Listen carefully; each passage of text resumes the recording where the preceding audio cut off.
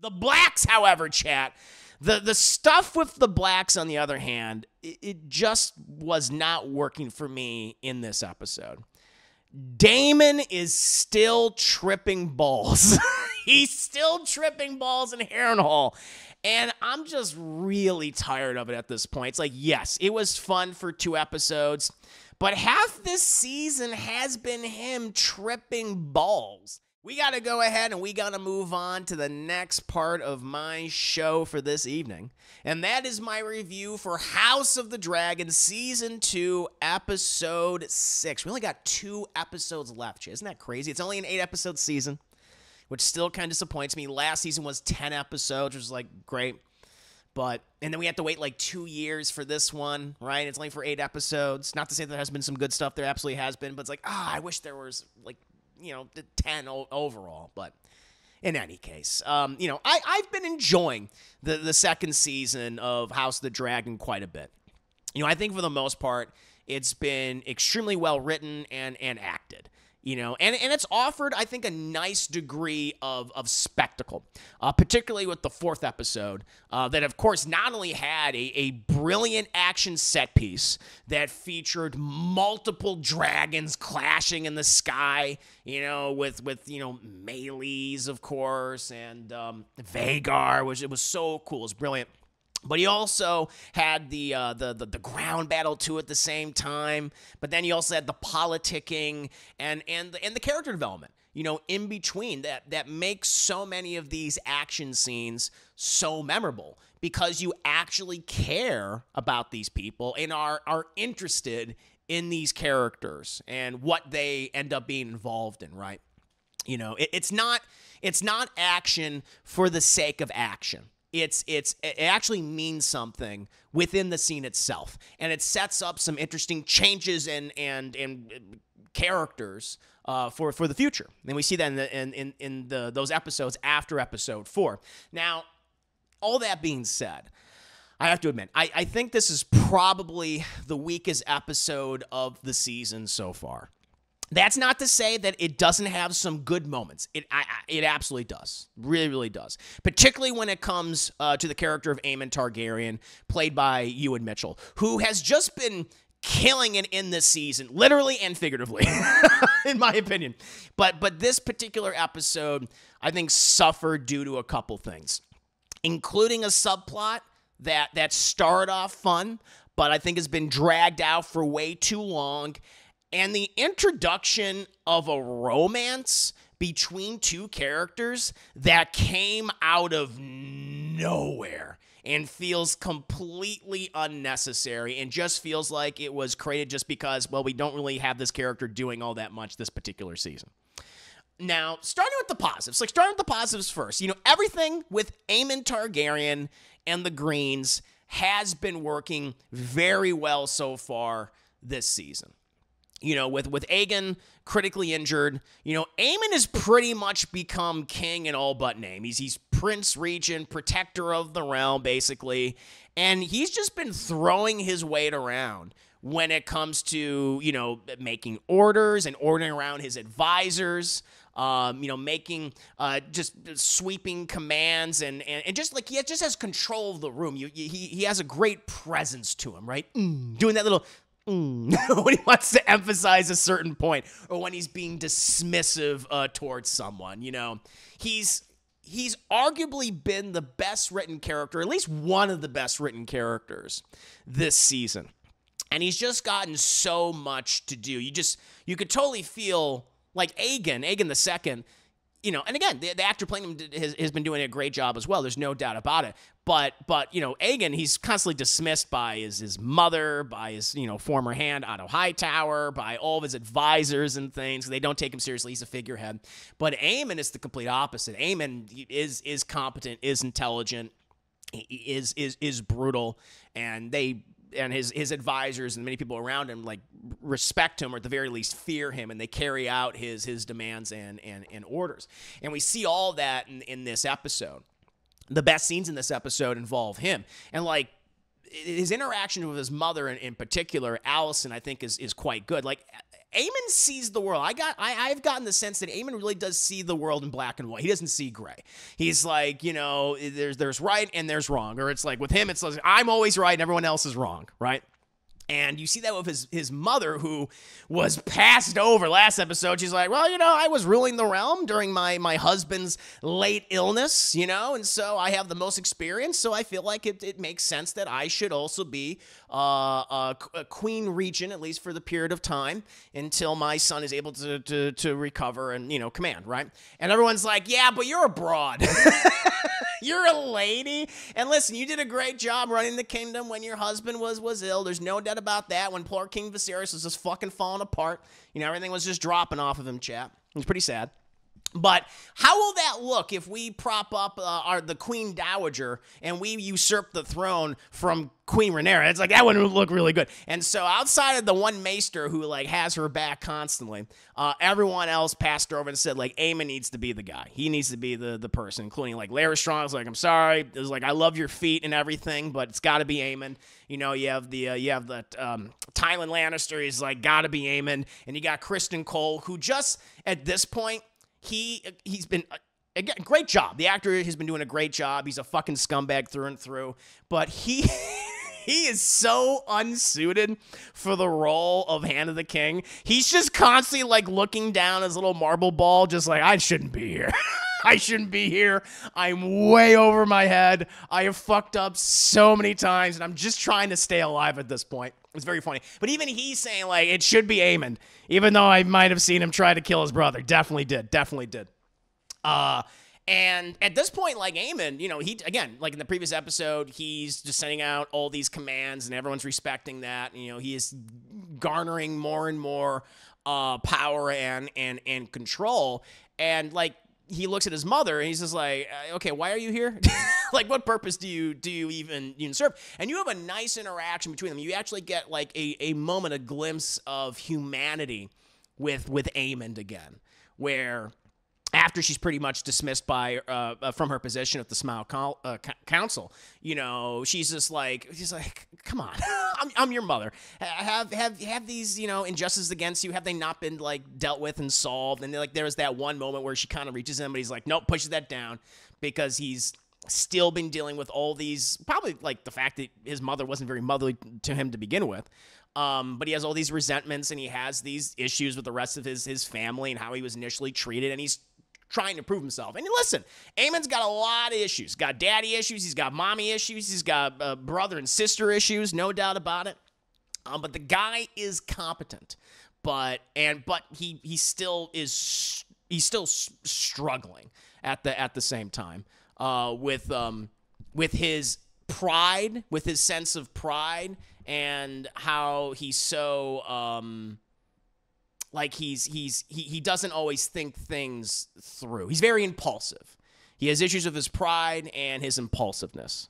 And also he clearly has issues with his uncle, Daemon, who he so is always focused on, and it feels like in order to win this goddamn war, we got to take that motherfucker out. And he in himself is, funny enough, just so similar to his uncle, to Daemon, which is very interesting to me. But yeah, everything with Aemon's been great. His interactions with Aegon II, wonderful in this episode. As soon as Aegon, who's kind of wakes up and his recovery, he's when he sees his brother, he's trying to get away, but he can't. He can't because he's all broken, Chad. He's all broken. He's all crusty. He looks like a scab now on half his body. His dick probably fell off. It's not going great for Aegon II. And I love his interactions. And now Aemon's oh, brother, what do you remember? Do you remember anything? And Aegon's this is the first smart thing Aegon II has ever said throughout this entire series so far. Nope, I don't remember anything. Because he knows his situation is perilous. He knows that my brother tried to kill me. My brother wants the throne for himself. And the first smart thing Aegon has said is nope, don't have a clue. I remember nothing. Remember flying that dragon? After that, blank slate. He's okay, good. And I love how he's he's seemingly being affectionate towards him, but he's gripping his body and causing him pain because the burns are so intense. He's removing the lettuce, that nice oil lettuce, that lettuce cream from his body. Oh, it's so good. It's really, really wonderful interaction. Oh, and speaking of Aegon II, he also gets a really good moment with Lara Strong. Lara Strong and him have a great moment together where Laris just finally reveals his foot fetish to someone else. Someone else knows, other than Allison, of course. No, he doesn't do that. He doesn't do that. But he has a great conversation with him where he basically explains, like, listen, you're fucked up. And you're going to be fucked up for the rest of your life. There's no doubt about it. I mean, you're written in legend forever. You survived Dragonfire. Few people have ever done that, if anyone else has done that. Nothing. I can't think of anyone at the top of my head outside of, Daenerys, but that's in the far future from this show at this point. But he has a moment where he really opens up to him for the first time. Like, I feel like he was being truthful. He's, like, crying and stuff and saying, like, listen, because he's like, people are going to look at you this way, that you are this broken, pitiful individual, and really the only thing you're going to have at this point is your mind. You got to sharpen that. And he's like crying when he's explaining this, and Aegon's just like, I don't really want any of this. He's like, this is how it's going to have to be, man. And I thought that was a great moment, and it's one of the best moments so far for Lara Strong, where he just wasn't a manipulator. He just wasn't a liar. He just wasn't doing it for them feet pics. He was actually, I think, maybe the first time that we've seen him in this series, including season 1 and season 2, actually being honest and earnest of someone, and that came across to me, and I thought that was a very nice scene. It was a very nice scene with him. We also are seemingly getting the inevitable return of Rhys Ifans, Otto Hightower to this show, which is great. Since Rhys Ifans absolutely killed it a couple episodes ago with his just epic fucking monologue and him chastising and completely criticizing his grandson Aegon and Kristen Cole, calling him trifling. I thought that was so funny. So we're going to see his return inevitably. But we also, for the first time, really hear about Viserys and Alicent's youngest son, Daeron Targaryen. I think he's called Daeron Targaryen, who sounds just like the complete opposite of his brothers. In the episode, Alicent is talking to her brother, Sir Gawain. I think his name is Gawain. And who I liked that character quite a bit when he showed up. I like that he's just constantly giving Kristen Cole shit at this point. It's very funny. He's like, oh, this fucking guy. But he mentions her son, who I guess went to foster at Old Town, where that's where the Hightowers reside in, right? Kind of their seat of power. And he's lived there for a good portion of his life. And, apparently he hasn't been writing to his mother recently or his family. But, her brother was talking about him. And we get a sense of him as a person. Apparently, he's quite handsome. He catches the eyes of the lady. He's both intelligent. He is well-read and also talented with weapons and swords as well. But then we hear that he's musically talented, and most importantly, and this struck me as ooh, this would be kind of cool dynamic to see this character interact with other members of the Greens. He's kind. He has a good heart, which is oh wow, that's interesting to see. That type of character from the Green, especially one of Alicent Viserys' children, which for the most part, at least we've seen, Aemon and Aegon, not the best morality, I would say. And Helena, poor fucking Helena, she's a lamb, and she has these crazy fucking visions, but everyone thinks she's nuts. But I think it's interesting that they're kind of setting up this other character, and one that maybe we can root for despite working with such horrible people. That's going to be really interesting to me. So I'm very excited for that character, who they're never going to cast. I don't even know if that character's going to show up at this point, but I was like, oh, it's kind of cool. So everything with the Greens so far for this episode was working for me. It was great, right? And I think overall this season, everything they've been doing with the Greens, for the most part, it's been really, really good. The Blacks, however, chat. The stuff with the Blacks, on the other hand, it just was not working for me in this episode. Daemon is still tripping balls. He's still tripping balls in Harrenhal. And I'm just really tired of it at this point. It's yes, it was fun for 2 episodes, but half this season has been him tripping balls. And I'm just kind of done with it. I feel like maybe in this episode they've done the most with it in terms of him kind of experiencing these visions in this fugue state of his, going to moments in the past that he wasn't involved in, almost making up for the mistakes that he made up for, right? But I don't know, man. he's such a cool character. And for whatever reason, they've just kind of isolated him in this one place. And yes, he has had Matt Smith continues to be very good. It's not so much his performance, it's or even the performance of other people around him, like the actor who plays Alice Rivers, I think is doing a great job. The actor who's playing Simon Strong, I think, is doing a great job. Once the three of them going back and forth, it's great. But it's like we constantly see these visions of the past and everything. Him just tripping. It's like, all right, let's fucking wrap this up so we can get Daemon back into it, okay? Because when Daemon's involved in shit, the plot really progresses. It's like, all right, we go from point A, B, C, D, all the way to Z within a single episode with him. And so that's what they need to do. I'm just like, yeah, I'm just not feeling this plot line anymore. It's not working for me, which is such a shame because Daemon, I think, for a lot of people, outside of maybe Patty Constantine's Viserys in the first season, but Matt Smith's Daemon was like one of their favorite characters, if not their absolute favorite character. And so it's like, all right, we gotta get away from this shit. Because it's just not working for me anymore. We also see stuff of the dragon seeds a little bit in this episode, where Rhaenyra and the Blacks, they want to be able to find people who have Targaryen blood, Valerian blood, in order for them to possibly ride dragons. We see the start of that does not go well. Does not go very well at all. And really, like, I don't know if this is, I might be reading too much into this. But at the same time, I feel like it's very obvious. Rhaenyra is not a good leader. She's not a good leader at all. She's not a very good queen. It's like, yeah, her back's been at the, pressed against the wall at this point, but I think the show showcasing that she's not a very good leader, not very good queen is intentional.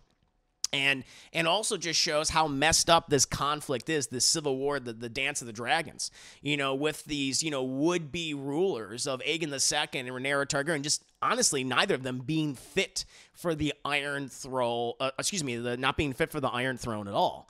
And I actually like that, because I was thinking, like, my fear initially at the start of this season was, they're just going to completely portray the Greens as the bad guys, which I think they are certainly doing to an extent.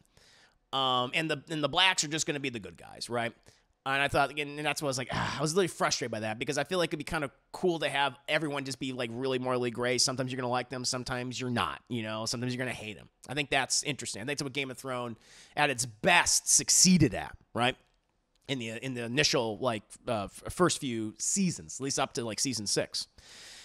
And in this particular episode, and even episodes beforehand, I think they're really portraying that, yeah, Rhaenyra, she might have a good heart, but she's really not a good leader. And her decisions that she has made has led to a lot of conflict and a lot of unnecessary death. So I could be just reading into that too much. I'm actually very curious to hear people's thoughts on it. But yeah, I don't get the sense she's a good leader. And she even just like, hey, I'm not really good at this. I was like, yeah, no shit. No one is. But the scene that came out of absolutely nowhere for me is Rhaenyra and the White Worm lady, the advisor lady. I don't know what her real name is. I call her the White Worm because that's what she was called. That was her alias. That was her pseudonym, chap. But Rhaenyra and the White Worm lady suddenly falling in love and making out in this episode. I'm sorry, but that came out of absolutely nowhere with no buildup and just felt weird and awkward. And it just comes across to me as like, we don't really know what to do with Rhaenyra this season outside of her grieving and her not being a very good leader. And so let's just give her a romance with this character. I was like, wait, what? I didn't get that sense. I was like, oh, they're kind of becoming more friendly towards each other. Like they're just good friends. I honestly thought maybe I didn't see the signs, chat.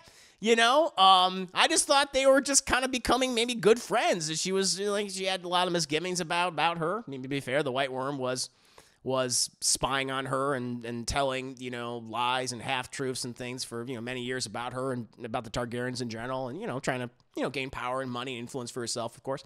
But I didn't expect that at all. That was really bizarre. It didn't make any sense to me. It just came across as kind of like fan fiction in all honesty. Not even fan fiction. I should say, because there actually is some really good fan fiction out there. I don't mean to demean fan fiction, because fan fiction itself, that can lead to amazing things. It can actually be even fucking better than some of the things that we honestly get. It felt like bad fan fiction. And that moment like really, really took me out of the episode. Very awkward.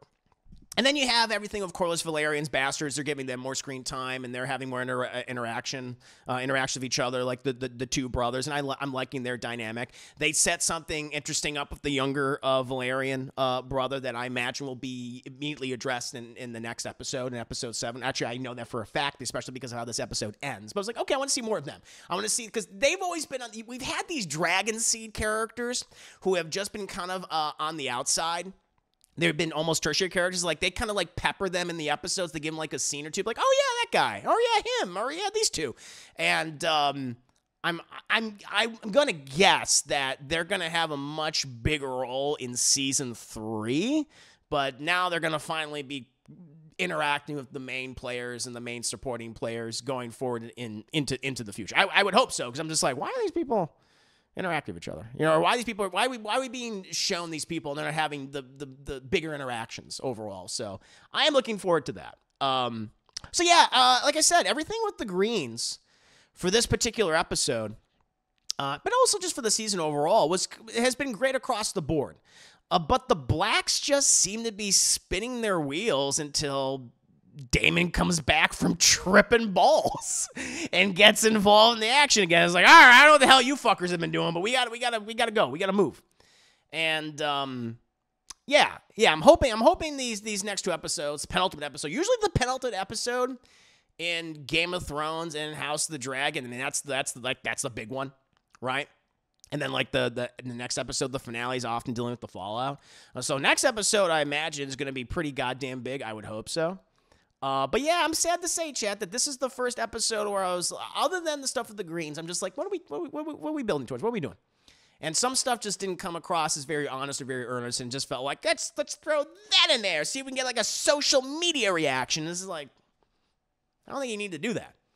So, a little frustrating. But yeah, weakest episode so far this season. I'm still enjoying the season overall, but I gotta call him like I see him, chatting. This one disappointed me to a degree. But I'm actually very curious to hear people's thoughts, of course, on this individual episode, but of this season so far. How are you liking, or how are you not liking House of the Dragon Season 2? Let me know.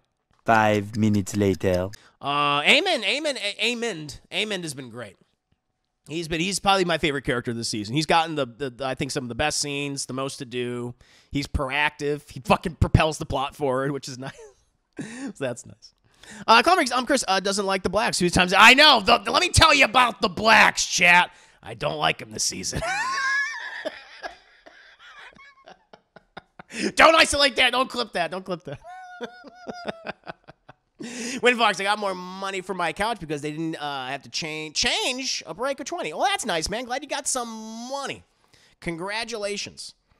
Very good. Protection. What? Narratively, that scene couldn't be more stupid aesthetically. However, the scene with Rhaenyra and the White Wormlight, I was just like, what's happening? It was very weird. Even like the guard who interrupted, it was just like, huh? He was confused. It was like, when did this happen? Yeah, it didn't make any sense. It didn't make any sense. And I'm worried going forward in the future that that's going to be now like a new little subplot we got to deal with. And now we're going to get like a little love triangle. It's like, I don't really need that at all. It doesn't really serve a point, or at least at this point, it doesn't seem to serve a point or a purpose. It feels unnecessary, and it didn't have any buildup at all, in my opinion. Katria Hands, good to see you. Good to doing happy dappy dino dance. Hope you're doing well. Just reviewing House of the Dragon, episode 6 of season 2. I think it's the weakest episode yet, at least of this particular season. But still some good stuff in there. Chris, those two girls are just good friends. That's what I thought. I don't know. I'm not reading. I'm not good at reading either romantic gay or romantic bisexual relationships. Well, I didn't even know. That's the other thing too. Like I assume Rhaenyra is bisexual. With her, I don't know. No, she's bisexual too, I suppose, because she was with Daemon for so long. Although to be fair, she did lead a life as a lady of the night, chat, as a whore, as they would say in the series. So she's like, it doesn't matter what I like, you know, I gotta get fucking paid. So it could be that, but yeah, no, it just didn't. It was like, what the hell's going on? It was so weird. So weird. Made a new meme to tie into the episodes. Ooh, I gotta check out the memes. Katrina said, I'm cooking some din-din. Make it, what, teriyaki chicken thighs? Brown rice? That sounds fucking delicious. I love teriyaki chicken. I love teriyaki chicken wings. So goddamn good. Lady of the night. Get it right. Of course. I'm going to try to. Let me check out this meme. I do love my memes, chat. Let's see. Memes. Do. But yeah, I'm gonna keep reviewing it, chat. Obviously, next 2 episodes. Let's see what we got. Let's see my memes here. Do love a good meme. Memes. Scroll. God, poor Nia Brownie. Poor Nia. She's just getting bullied. She's not even here to defend herself. Not that she can, anyway. We would just laugh. Here, I'll show this off to you guys. Joker. Get out of here, Joker.